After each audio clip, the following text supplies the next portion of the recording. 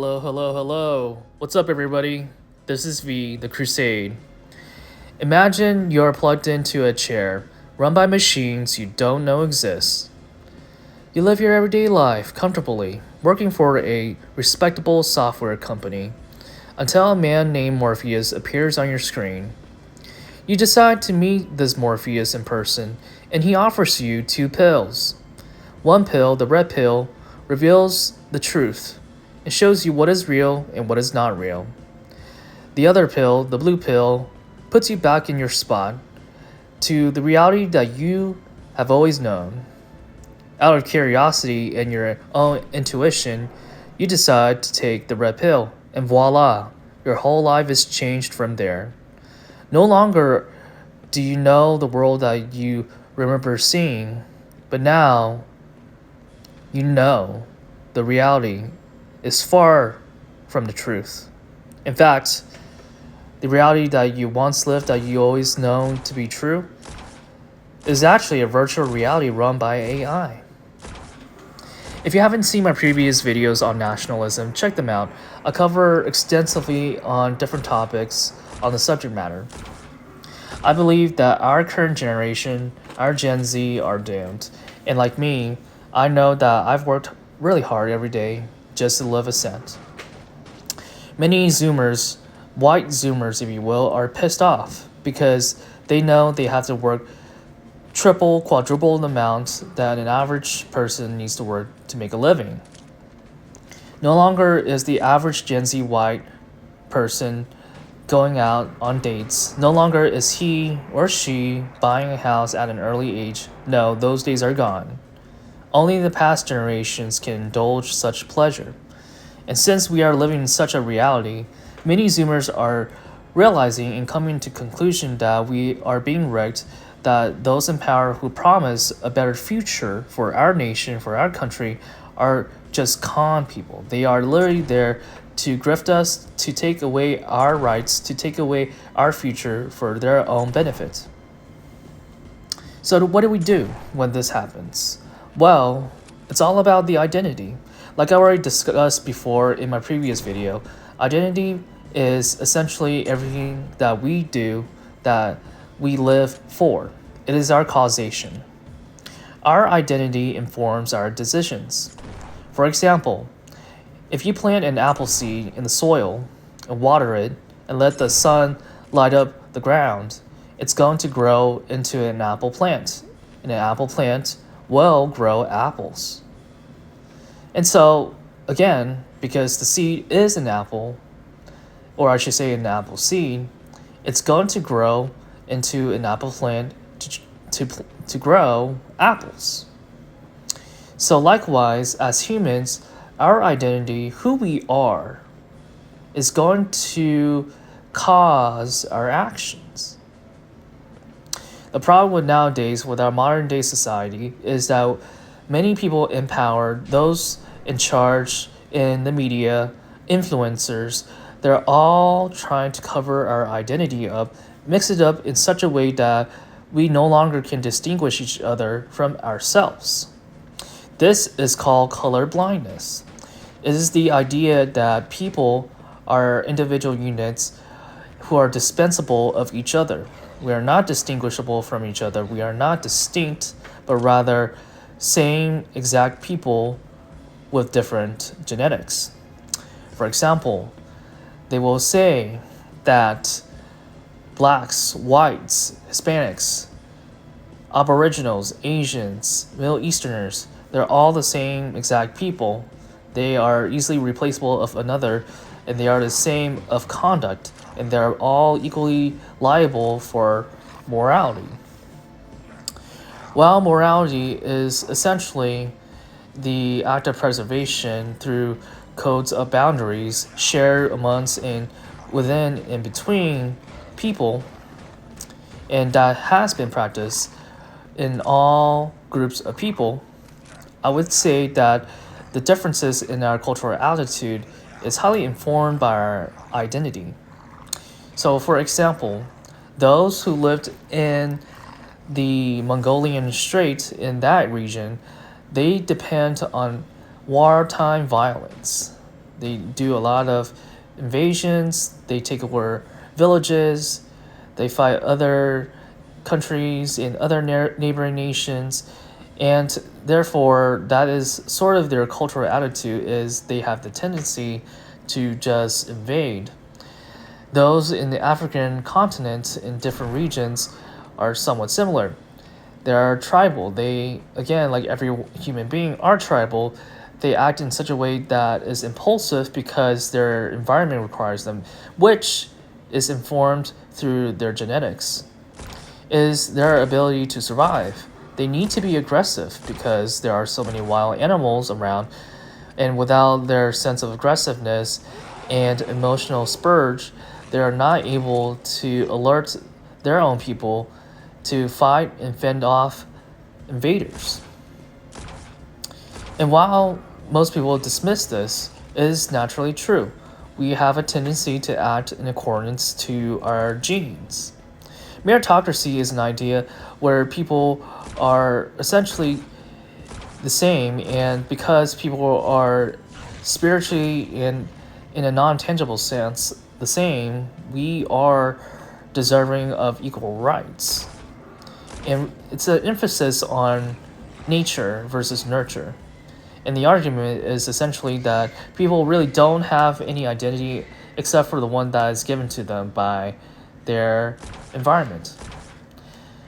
That is sort of a surface level of explaining identity, because really, even if you explain it through those means, the environment informs our genes and encourages us to act a certain way, which we use to pass on to our own generation and the next generation onward.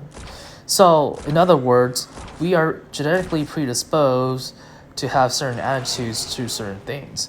For example, let's say again, the blacks, I know I kind of get back to them again here and there, but to explain my point, when someone calls them a word or says something they don't like, instead of politely or instead of constructively explain or argue back, they would spurt or explosively demonstrate their stance, but not in a very constructive way, not in a very logical sense, not in a way that is informative, but rather something that's emotional, something that is sporadic, something that is so downstream from their identity.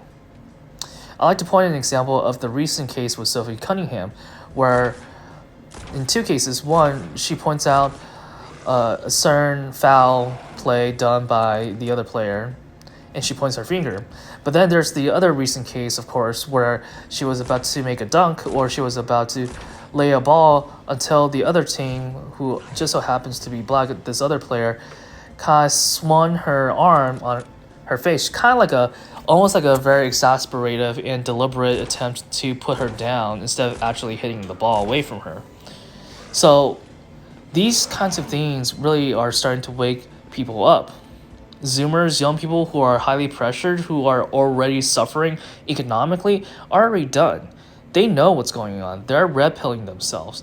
They're kind of like the Neo that I already explained earlier from this video. Again, we're starting to get closer to realizing that maybe it's time to form our own group. Maybe it's time to wake up and realize that not everything is as good as it should be, and it needs to be that way.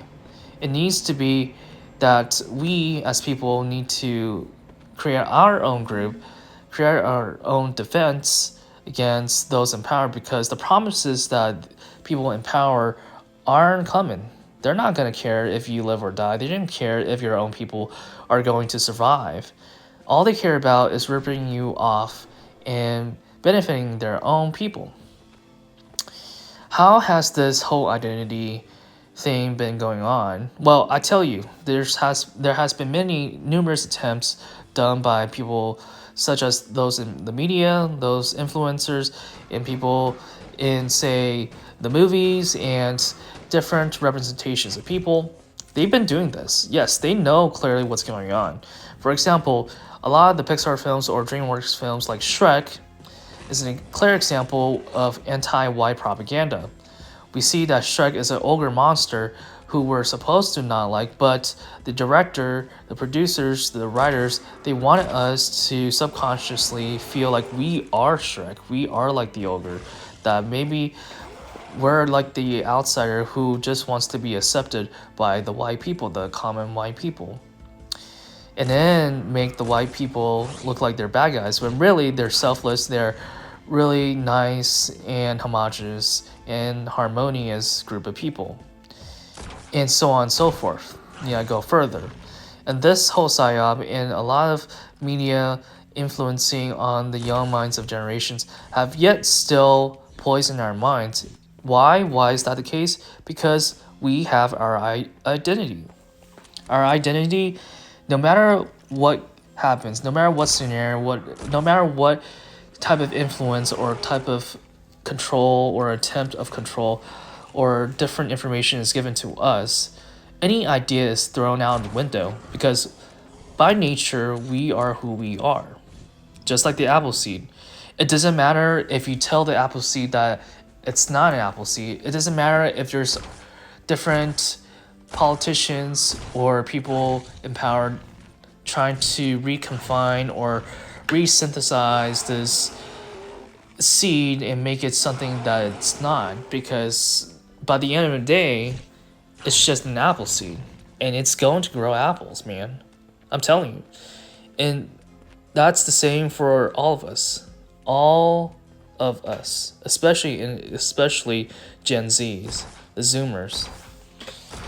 Now, some other generations are waking up to this, like the previous generations, like the Gen X, and of course, the Boomers. Some of them are waking up to this. They're realizing, now wait a minute, we are actually far worse off than we were before. Why is that? And then we need to come to a conclusion. We need to take a step back and then take a step forward to figure out where we are at. But essentially, our identity is what's keeping us from being poisoned by these ideologies. And again, ideas are synthetic. They are not natural. They are made up. And that is sort of essentially the point of this video. So if you're out there, you're watching this video, or you're already kind of red-pilled, or you're getting into this topic, I highly suggest y'all guys collectivize. Because only can we collectivize, can we become a power that other powers, other competing powers will need to face. There's a similar quote by Sam Hyde that talks about how those in power are the ones who are revered. And what he means by that is that if we can't get ourselves into a power and position, then how can we influence everybody? It's because of this that we ourselves cower down. Remember, folks, stick to your identity. And as always, if you haven't seen my previous videos, check them out, and I will be making future videos regarding nationalism. Thank you and have a blessed day.